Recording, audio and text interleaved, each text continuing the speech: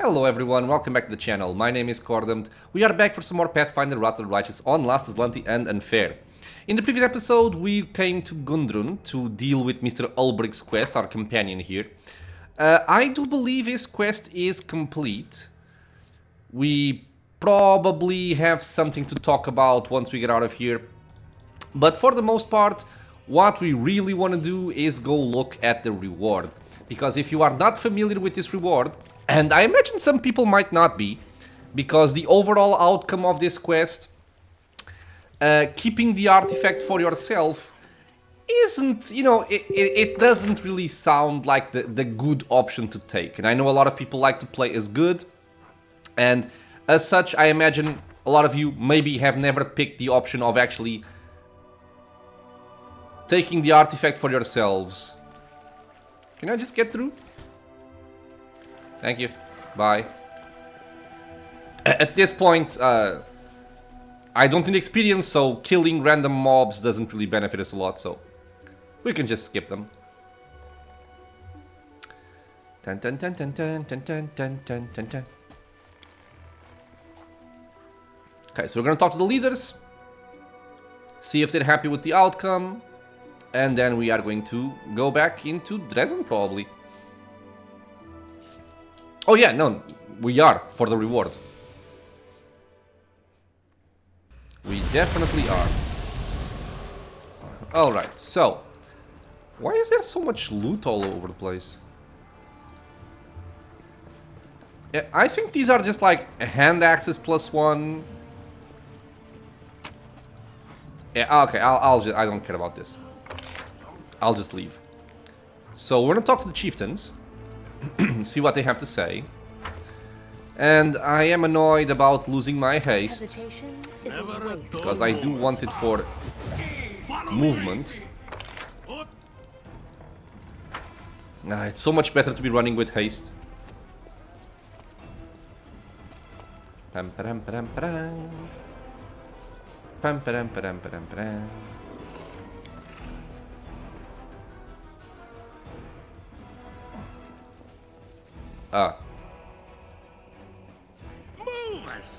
Okay, they're not here.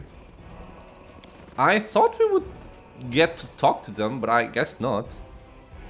Well, if not, then, well, it's less time wasted. Okay, sure. Was there a chest? It is a chest. Meh. Okay, so we're gonna go out to current Glen.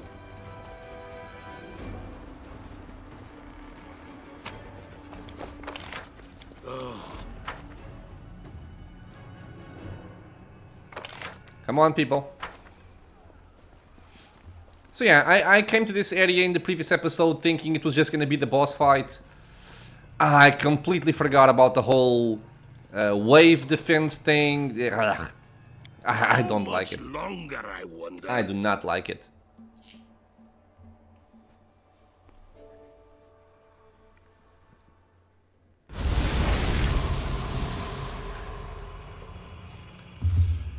Okay, so we traverse the tree. We leave. And hopefully I will never have to bring Ulbrig into my party ever again.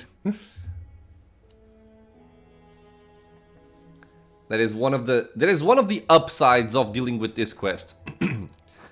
Okay, so army-wise, what are we doing? We are trying to clear out the remainder of the enemies.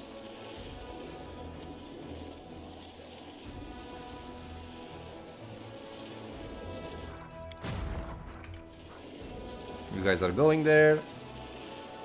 I do wish this movement could go a little bit faster. Actually, isn't there an option for this? Sorry, I'm just curious because I wasn't even aware of this. Tutorials. Is there something about Crusade? No. Damn it.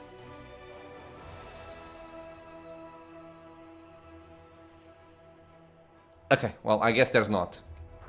Sad. Regardless, let's teleport into Resin.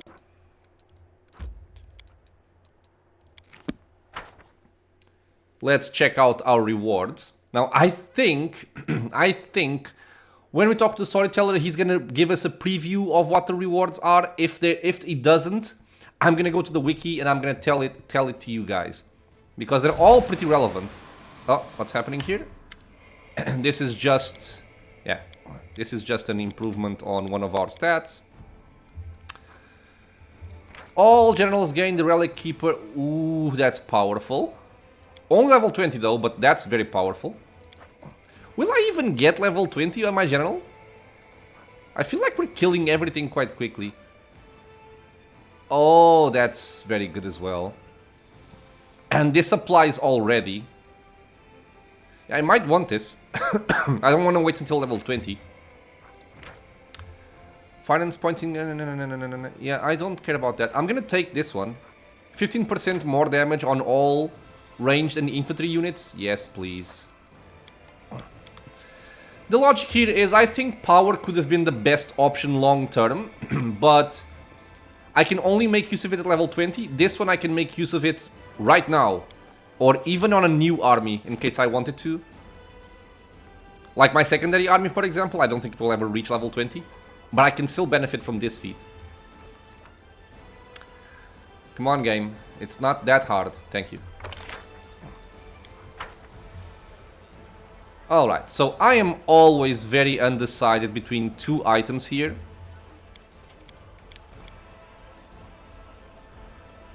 Oh, is there something about this? The Abyss Walkers. You've missed out one part of my gear. There's a fascinating story behind them. Few know the tale, but I am the keeper of knowledge, so it is my duty to know it. What is this? The elf tilts his head surprised. Please tell me the story. Alright, Tonka was born in the north of Sarkoris, where the cold winds from the crown of the world howl. She was tall and strong, and all hunters envied her physique. But her features lacked beauty, and her voice was devoid of charm. Tonka looked like a female bison, and everyone who saw her felt ill at ease. Everyone knew why Tonka looked as she did. Her father was a sorcerer who had been found guilty of malicious crimes and sent to Threshold. And no matter how much game she hunted, how strong and courageous she was, the clan's hearts did not soften towards her. That is why Tonka became ill-tempered, harsh, and violent. Her only comforts were hunting and sitting with a cup of sweet mead, which she often drank in solitary silence. Please go on. Once you began telling the story, fragments of it began to emerge in my mind. It's amazing that I did not sense right away.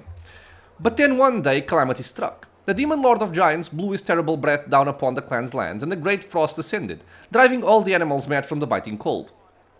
The Sarkorians called that cataclysm the White Madness. They built up their home fires and sat inside to wait until spring. But then, in the dead of night, the earth began to shake, and the huge white shadow stormed into the settlement. It thrashed around as if it were in agony, crushing everything in its path, and then, after it had razed the clan house to the ground, it lay down in the flames of the clan's hearth. And that is when the people saw that the one who had come to them was the Old Man of the Mountain, the largest of all mammoths. Yes, now I can feel it. This story is older than the World Wound. Indeed, these lands have never been untroubled by the demon lords, but please continue. The mammoth was 1,000 years old, and running through his veins was the blood of the imperial lord who oversaw wild animals. The Old Man of the Mountain was wise. He never did any harm to humans, and they never tried to harm him. But the White Madness had proved to be stronger than him. After he had warmed up his rock-hard skin in the flames, the Old Man of the Mountain went away, and when dawn came, the clan started packing to abandon their home. Everyone understood that they were not strong enough to defeat the giant mammoth, and that he could come back at any moment. Then Tonka stood up and swore before the gods she would slay the Old Man of the Mountains. That same day, the clan went south, braving fierce blizzards, and no one tried to talk the stubborn hunter out of her plan. The coldness of this story pieces the fabric of time and left my hands aching. An ancient lone mammoth, a relic of his time, we have something in common, he and I. The storyteller cannot hide how fascinated he is by a story. When winter came, the scouts of the clan, which had settled further south, made their way to their old settlement. In the abandoned village they found the carcass of the great mammoth, and next to it lay the mutilated body of Tonka, she who had not been loved or even liked by her clan, but who had performed an heroic act in its name. She who had never broken an oath sworn to the gods and who had proved that a brave spirit means more than a tainted heritage. She who was honored as a great hero from that day onward. The clan's craftsmen took the hide of the Old Man of the Mountain and made a pair of magic boots, and they reinforced the stitches with thread made from Tonka's hair. In so doing, her strength and the memory of the fallen mammoth would be passed down to the clan, to one day bring death to the demons responsible for that ancient tragedy. Dude, I do not remember this at all. Her clan was not large even in the most prosperous years, but as soon as they moved south, it started to shrink with every passing generation. They preserved this story until the end, for it became a link that bound them with the cold northern homeland they had to leave behind. And now it has returned to the people. Almost 400 years after the last man of Tonka's clan died. I thank you, Commander. You have given me a priceless gift. Ah, okay, so it doesn't actually change anything. We can show the shard of the shield of Arden. What can you tell me about this object? The storyteller reverently takes the shard from you and carefully traces his fingers over the surface of the wood. For a long time he says nothing, his expression gradually shifts to surprise and then bewildered. Finally, he returns the shard to you. Nothing. I cannot say a thing about it. You can't say anything? Why? I am as surprised and disappointed as you. An object that belonged to Arden himself is a rarity indeed, even among the countless curiosities that have passed through my hands. I admit I harbored hope that this shard could help shed light on the greatest mystery of our time, the fate of the Last Azlanti. But alas, the object is silent. The secrets of its owner are beyond my reach. Try again. It would be pointless, I'm afraid. Certain events are swathed in a veil of mystery so thick that it renders my gift as blind as my eyes. I am the storyteller and I can tell many stories, but it seems that that on the fate of Last Azlanti, I must be silent. Thank you for trying. So, we can give him the shard. Awaken the Sherlock for me. The storyteller lays his hand on a dark piece of wood and his unseeing eyes stare into the distance. Arden is dead, his shield shattered into pieces, but this shard points to hidden possibilities. Like a guiding star. I see 3 paths. The first takes the form of a ring, the second a belt, and the third an amulet. Each item will be imbued with the memory of Arden's deeds, but which calls to your heart? Well, tell me about the amulet. This relic will be a monument to the fury that Arden unleashed on all enemies of humanity. You will feel the true rage that burned within his breast when he entered the abyss to do battle with the demon lord. The Lord of the Red Tide was his name, a name now forgotten. But Arden's feat is not forgotten, it will be remembered forevermore. Okay, so he doesn't show here, so give me a second, I'm gonna tell you guys what these are. Okay, so are you ready? I know this is not gonna be very visual because I'm just reading and I can't show all the items. But let's go over one of them. Let's go over them one by one. So, let me see if I'm seeing this right. I think... Okay, this is the amulet. So, Legacy of the Last Azlanti. This amulet, created from a shard of the shield of Arden, the fallen god of humanity, contains the embodiment of wrath upon all enemies of humankind. The amulet grants its wearer the following abilities. Now listen close. Firstly, each of the wearer's attacks deals an extra 2d6 points of holy damage against all non-human creatures. This is already quite good. Secondly, because again, holy is not resisted, we're fighting a lot of non-human creatures, 2d6 extra points of damage is quite a bit. So everything here is quite nice. Secondly, 7 times per day, whenever the wearer confirms a critical hit, the amulet unleashes the ire of the Last Azlanti, dealing 20d6 points of holy damage to all non-human enemies within 30 feet. A successful will saving throw halves the damage. It doesn't actually show the DC. So if we crit, 20d6 of holy damage to all non-human enemies within 30 feet. If the wearer is on a Lich mythic path, we're not, damage type changes to unholy. Thirdly, the amulet holds the memory of the time when Arden was still a mortal archmage, and this memory guides the wearer. All their spells with elemental descriptors, acid, cold, electricity, fire, or sound, deal 2 additional points of damage per dice roll to all their targets, and their save DCs increase by 2. God damn, that's a lot of damage. Fourthly, whenever the wearer is hit by a melee attack for the first time in a round, the amulet prevents all physical damage from the attack. Finally, whenever the wearer rolls for initiative, they roll twice and take the better result. This is busted. Okay, I'm back, sorry, I had to make a break between the items. So this here is the amulet. Now, there's a lot to be said here, right? So this would even be good for my main character, obviously. Just getting additional damage on every single hit is going to be very good. If we crit, massive AoE damage all around us, also quite awesome. But, honestly, dude, the increase in DCs and the +2 additional points of damage per dice rolled, is also going to be very, very powerful for Cordampina, which is one of our main contenders here. Now, for the next one...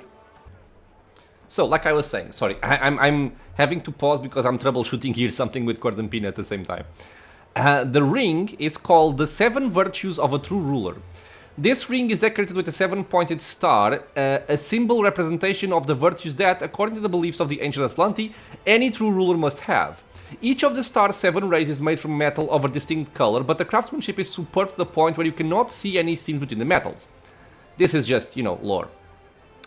The ring grants the wearer a number of abilities. Firstly, the wearer can activate one of the following 7 effects. This is kind of like the Beholder items in Baldur's Gate. Generosity will grant the wearer the effect of the Frightful Aspect spell. Humility grants the wearer of the effect of the Blur spell and a +4 insight bonus on all skill checks. Temperance, False Life, Love, Heroism Greater, Charity, Mind Blank, Zeal, Sea Mantle, Kindness, Winds of Vengeance. The spell effects are applied as if they were cast by a 20th level spellcaster. Okay. Secondly, if the wearer is on a mythic path, I'm not sure if Legend counts as being on a mythic path, because otherwise everybody would be, right? They gain a +5 additional daily uses of their primary ability. Demonic Rage for Demon, Hell's Decree for Devil. Ah, okay, yeah. So probably not for Legend. If the mythic path the wearer is on has no such ability, the power of the ring attempts to perfect the wearer's mind and body, granting them a +4 inherent bonus to all ability scores. That's good, but again, inherent does not stack with our manuals. Thirdly, the ring grants the wearer the ability to heal all living creatures within 30 feet for 20d6 hit points 7 times per day. All other creatures within range take as many points of positive energy damage. Creatures that take damage receive a will save to half the damage. If the wearer is on the Lich Mythic path, the effects of ability are reversed. This one is kinda cool, mostly for the +4 inherent bonus, because the other effects we can get through buffs. But if you don't have access to those buffs, and you really want them, the ring is a good option. And finally, we have the Belt of the Last of the First Humans. What a name. This belt, adorned with a buckle shaped like a stylized shooting star, grants the wearer a pale semblance of the powers once wielded by the immortal warrior wizard himself. Firstly, the wearer receives a +5 sacred bonus on attack rolls, and a +10 sacred bonus on damage rolls with weapons. Powerful. Secondly, spells and spell-like abilities that target the wearer are turned back upon the original caster. Thirdly, whenever the wearer is hit by a ranged attack for the first time in a round, the belt prevents all physical damage from the attack. Finally, whenever the wearer rolls for initiative, they roll twice and take the better result. So, this is obviously very good as well. All 3 items are spectacular. Now, the one thing we have to consider here is what we are planning on using on our character, how much it benefits us, and how it also affects our companions, because ultimately the main character is the more important one, right? Especially in Last Azlanti. He's kind of our one-man army right now. So, we have to be careful in what we pick, right? We already are using some quite nice rings. We could replace them, but still. The belt, I think, could be an easy swap, because essentially, the belt we are using is no longer that important for us. It gives us some AC, and especially some AC on the first round. But that was mostly when we did not have immunity to being flat-footed. Now that we do, with Foresight, it's not as important. So, my question here really is, do I want to just make my character a lot better? Or do I want to make somebody else better? And I think I'm going to make somebody else better. It's not immediately obvious what the best option... I mean, it is. I think the best option for me would be the belt. The belt would make my main character more powerful. No questions asked, it's just strictly better. I will go for the more fun one, I think. I'm gonna go for the amulet. Because the amulet is gonna be a very nice inclusion for Cordampina. And you know, Cordampina is my wife. I like giving her jewelry every now and then. At least in video games. I am not as skilled on jewelry in real life. But let's look at this here. Yes, like I was mentioning, right? Each of the attacks is an additional 2d6 points of holy damage, which means Hellfire Rays will now deal this much additional damage per ray. This part doesn't matter as much for her. I mean, if she crits with the Hellfire Ray, this procs, but if not, you know, you don't crit on a Firestorm. This, however, is amazing for all of our AoE spells, including Firestorm, of course. This part is a nice defensive buff for her, sure. And initiative, the more the better. So very simple. So Cordampina. And it would also be a nice choice for me, by the way.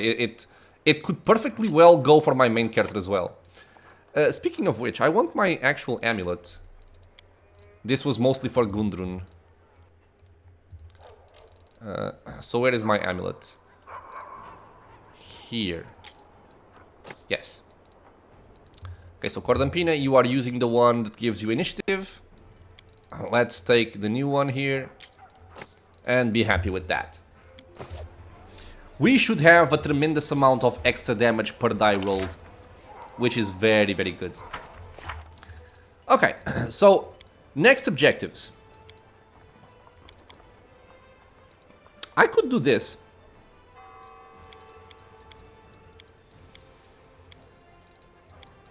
Sure, let's go do Camelia's quest. Actually, speaking of, do I... where is she? There, I want to see her. I want to see if there's any new dialogue option in terms of romance.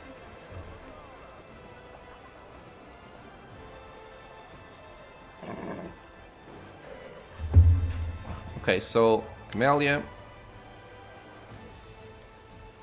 Are we continuing our secret meetings? Yes, of course we will. She blushes up. Would we not? After everything you told me, have a little patience. I will come to you soon. Okay, so nothing special after all. Let's go to Canabres. I imagine that along the way we can clear out some demon armies. Go away, you. You come back in.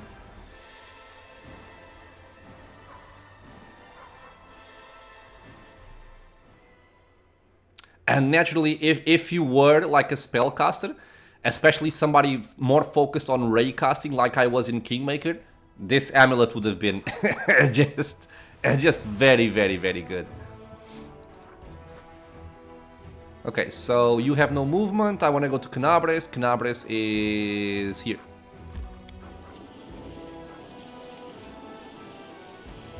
Why do you move so slow?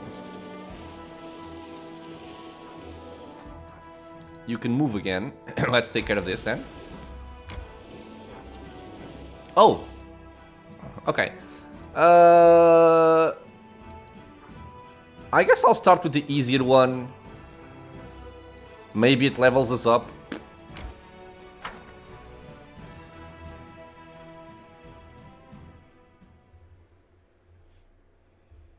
I think the more dangerous enemy here is the Metalith, because they are very, very tanky.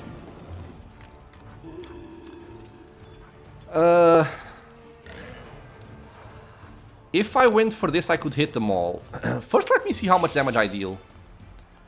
I cannot kill them all. No, what did I do?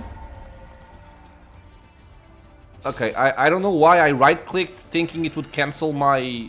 okay, I don't know what happened. This might kill her. I think you two are dangerous ones. By the way, if you're listening to notifications, I'm sorry, but I need to have the application open. Let's kill you. And you.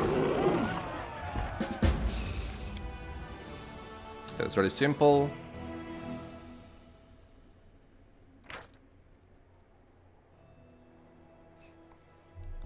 We got Voice of the Cursed Bard, another relic. So this here could be potentially dangerous, but if we can kind of group them up, which I believe they naturally will, because our party is kind of clumped up, right? Actually, I'm gonna do something here, because I want this like this. You are more important than you. They should clump up around my area.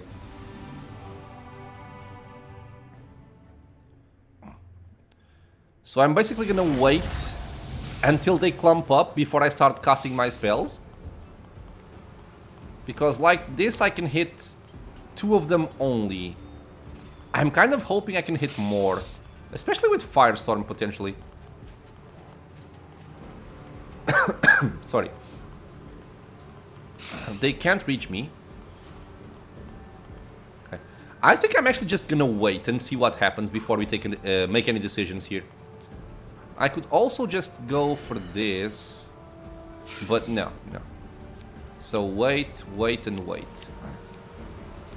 Yeah, they're clumping up, you see? Kind of. At least these 3 clumped up. These are gonna go for those, which I don't like at all. But... okay. I wonder if this will make them not able to reach my party. Or I could just do this and try to kill as many as possible. Yeah, I guess I'll just go for maximum damage here. Just do this and hit 4 of them. Okay, that was a lot of damage on a few of them. No. Right, I have the thing that gives me 2 spells. Oh, baby. Yeah, I had forgotten about that. Sorry. I can't laugh, goddammit.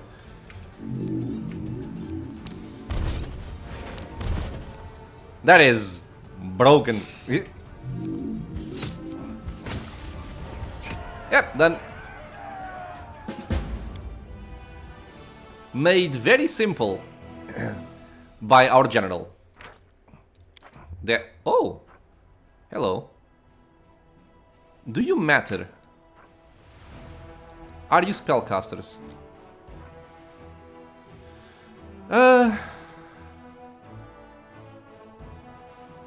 I think this is saying they can cast spells twice? What? Okay, I don't know.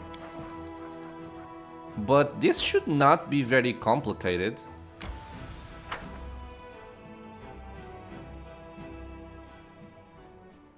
I do feel like our army right now can take on whoever comes at us. Vavaki. Yeah, we can kill the Vavakis in one shot. The Vrolikai, almost. Let's start with this then, because they cannot reach me. Let me just make sure if they cast something or not. Yeah, they cast nothing. Oh, they make images of themselves. That's fine. Don't care about that.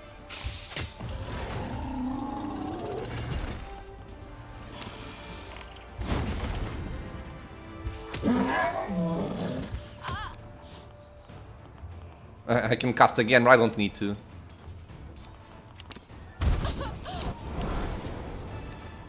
Yeah, so these are the main ones. These guys are glowing.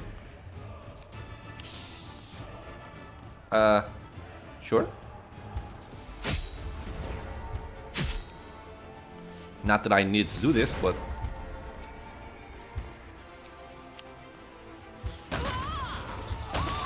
yep, done. Not dangerous at all.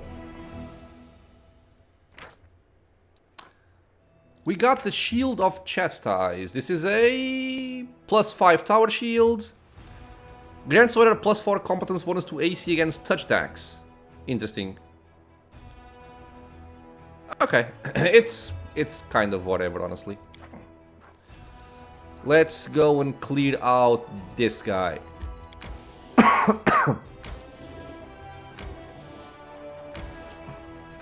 We just barely had movement. Awesome.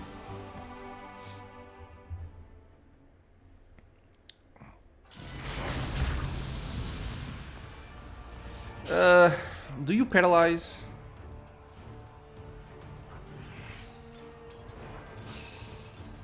No. We have 3 enemies here, so who am I to say no to this?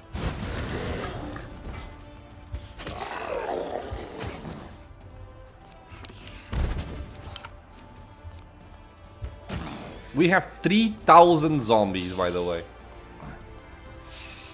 It's gonna be tough for people to actually kill our army. Also 2,000 of those.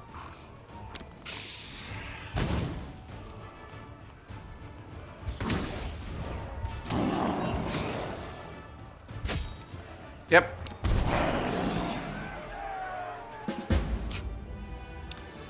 Pretty good.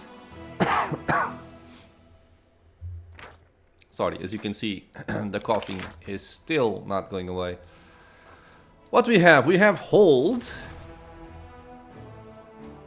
We have heal. We have crushing despair.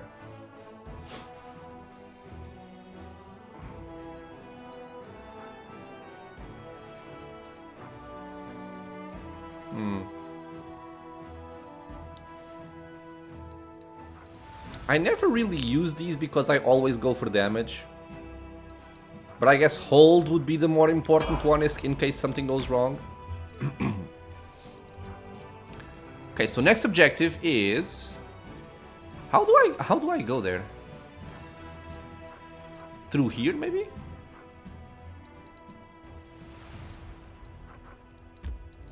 Okay, I'll have to check if this works. Yo! Wait, what's happening? Why didn't I get the trigger for people to being tired? I do not know. That's cool. Eh. Eh. Eh. Eh. This one, right? No, not this one. This one. Yes. Meeting with an ally. Okay.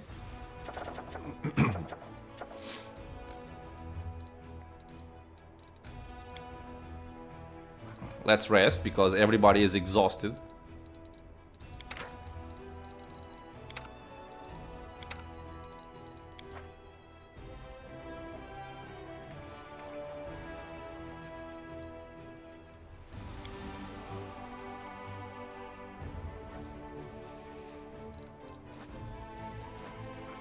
Can't move yet.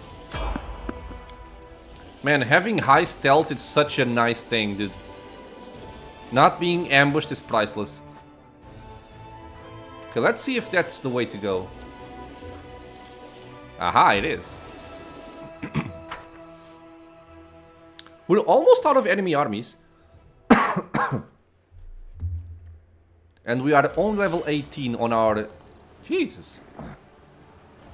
On our general here.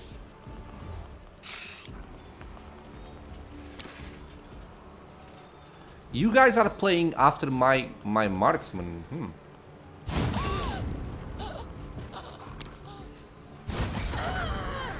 They died though, so you die. Nice.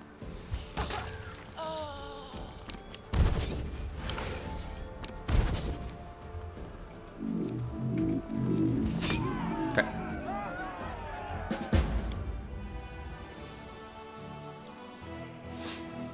Was it necessary to spin 2 fireballs there? Probably not.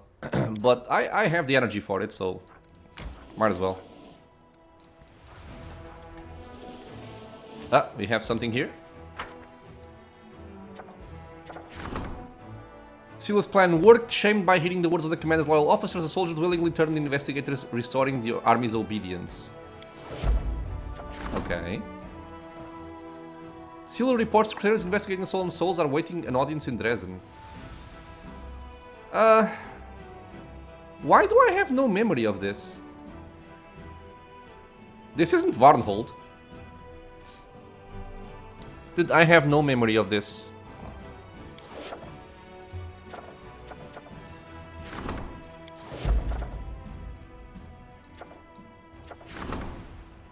Ah, we have to... Okay. The new relic. We want this as well. Speaking of which... where was the place we conquered? This one, right?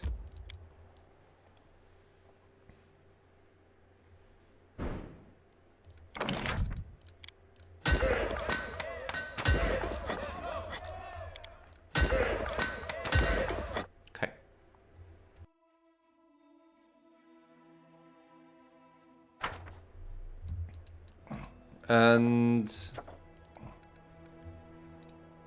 are you done? Yeah, you're done. Okay. If any of them is not complete, honestly, I don't really... And I hope you guys don't mind. I don't really care too much about the quest to get all of our ranks to maximum. I don't care about that. So, I'm talking about this one here. Yeah, this one here.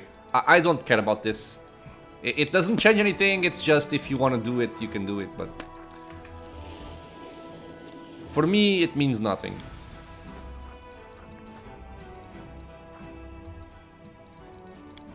Let's rest.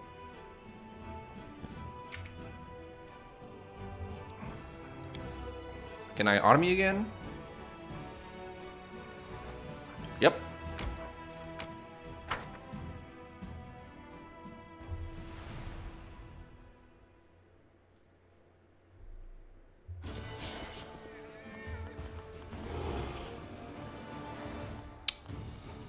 Mages.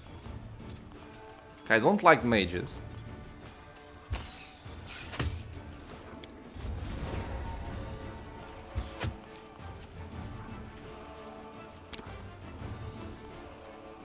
Do you cast?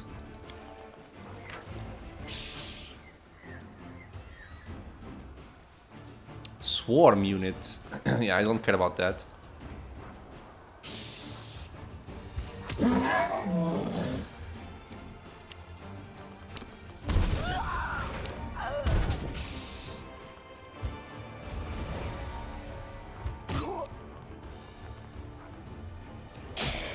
Ow.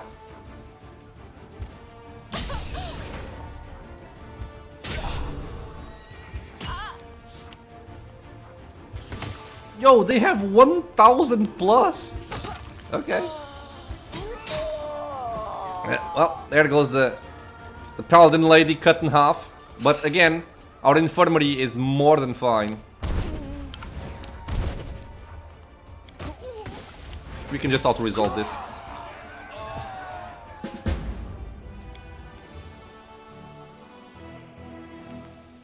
The other one is level 13, right? It shows up... no, level 12, never mind. What do you have? Oh my god. They're all clumped up. It's so perfect. I love seeing it. That's gonna be Firestorm, Firestorm. And they all die. Maybe not even wasting another Firestorm. I think just one is enough. Or even Fireballs, we'll see.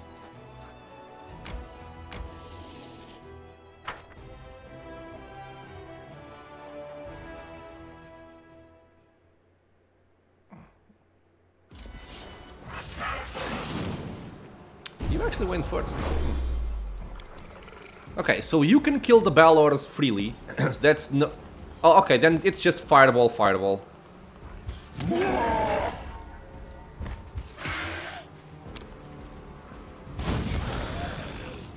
Yeah, not even Fireball. Just one is enough.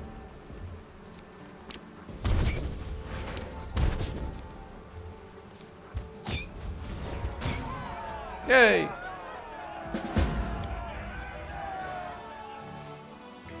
Zero losses. The last demonic line of defense standing in the way of the crusade fell. Lying ahead is Threshold. But Threshold is over there, right? Maybe I'm wrong. Level 19. And what we have? More infirmary. We don't really flank. Don't care about that. All units gain an additional +6 to AC when making the total defense action. We also get Dimension Door.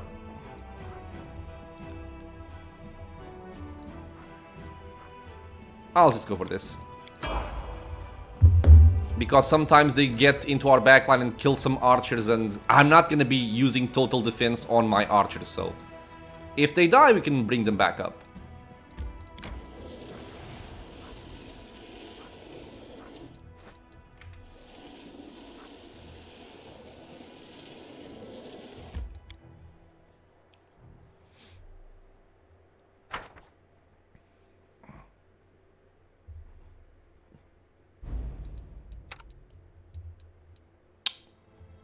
Why am I here?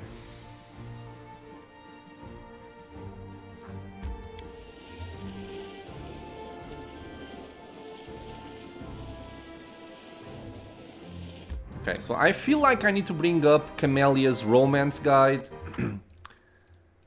Where is it? Over here, yeah. Oh no, I think it doesn't matter. I think it doesn't actually... Oh no, wait. So, we're here. Let me just read this. Because it says, immediately after leaving Is. We haven't gone to Is yet. Head to Canabras, then go to Worm's mansion. You must have Camelia with you. Okay. Exhaust dialogue as you see fit, but make sure to choose option number 5. Option 5 is fine, so where should we look for Orgus? Okay.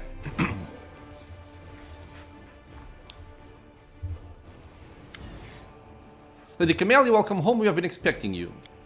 Camelia looks at the servant for a few moments, bemused. You have been expecting me? Indeed, my lady. Lord Gorham ordered you be sent to him as soon as you arrived. The commander is permitted to follow you, but I must ask her and the companions to wait here. Refreshments will be served. Yeah, this is the option we want.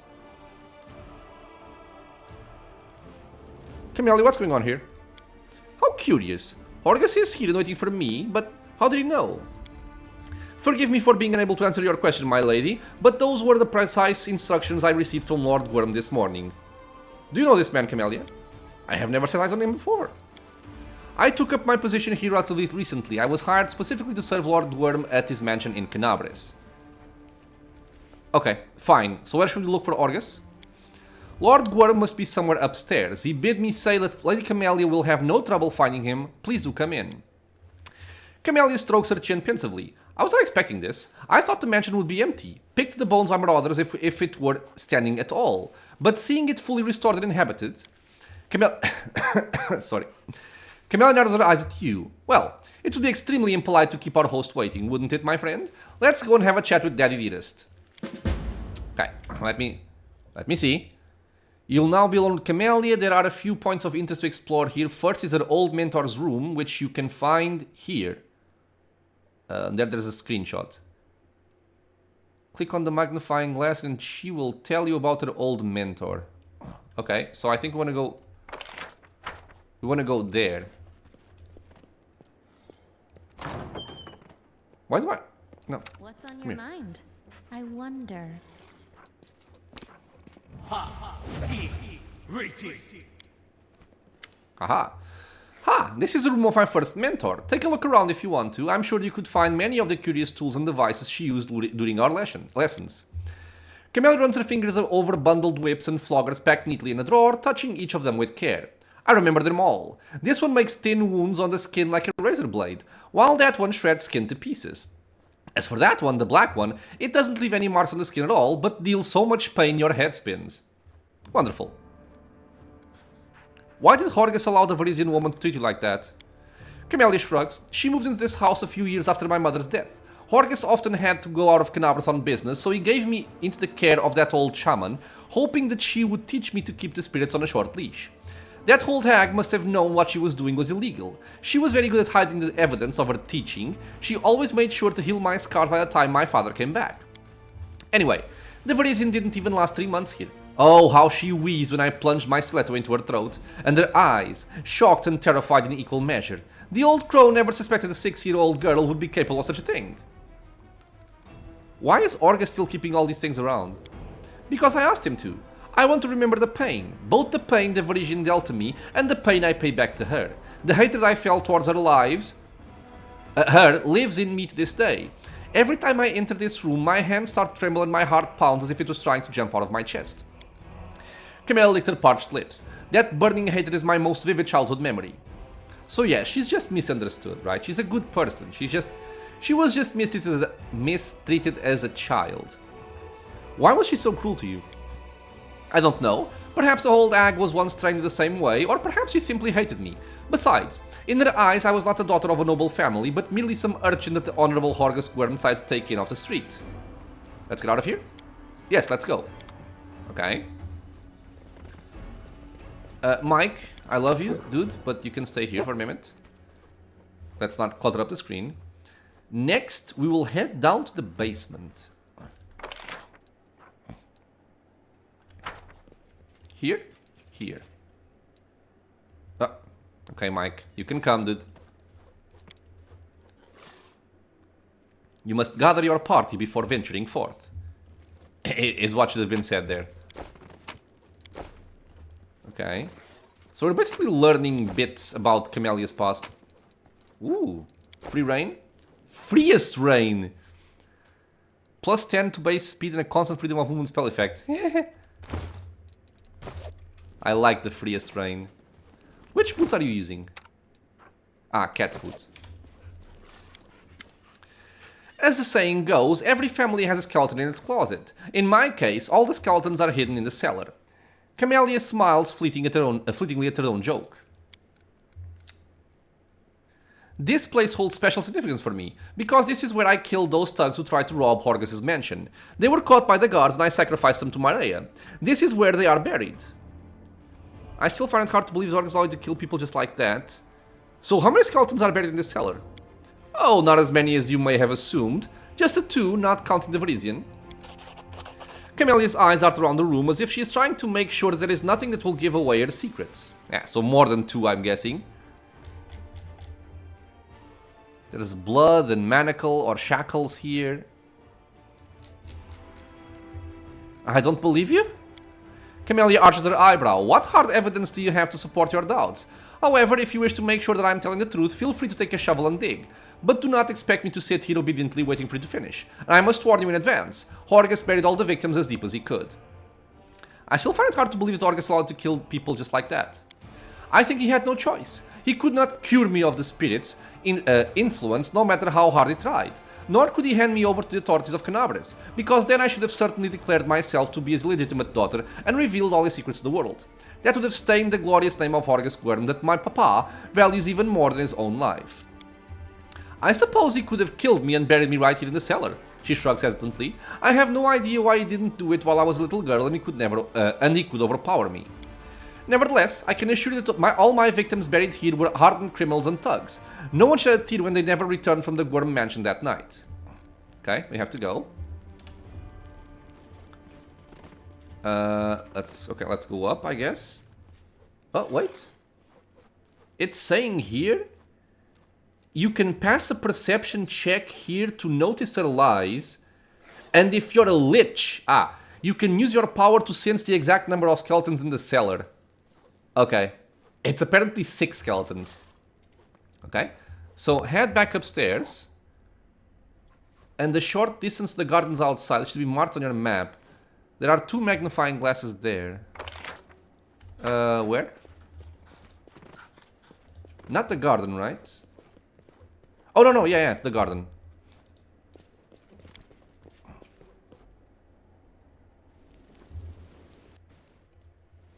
Okay. There's a garden. Oh! Ah, camellias. They're still blooming, I see. Ah, camellias. I see they never stop blooming, she smirks. Sorry. On my father's orders, the garden must have camellias in bloom all year long. Whatever the season, whatever the weather. Why does he even bother, do you think? Is this a grave? You're right. But it wasn't that hard to guess, was it? This is the grave of my mother, Iris. She died when I was a child, so I scarcely remember her. I don't understand. Why would Horgus tend this grave all these years, and why would he plant camellias over it? My father has never shown any tendency toward sentimentality. Camelia turns away. I hate these flowers. Okay. There should be one more, apparently. Servant? No. Gardener? No. There's only 1 magnifying glass, not 2. Okay. Let me go back to the guide here.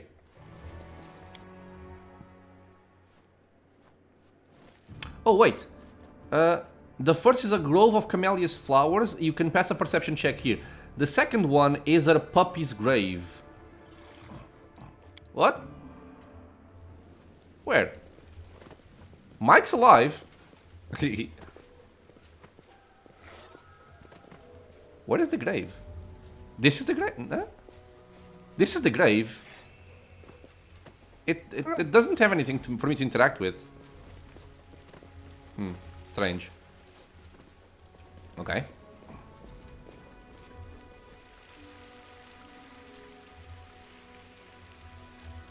Is this it?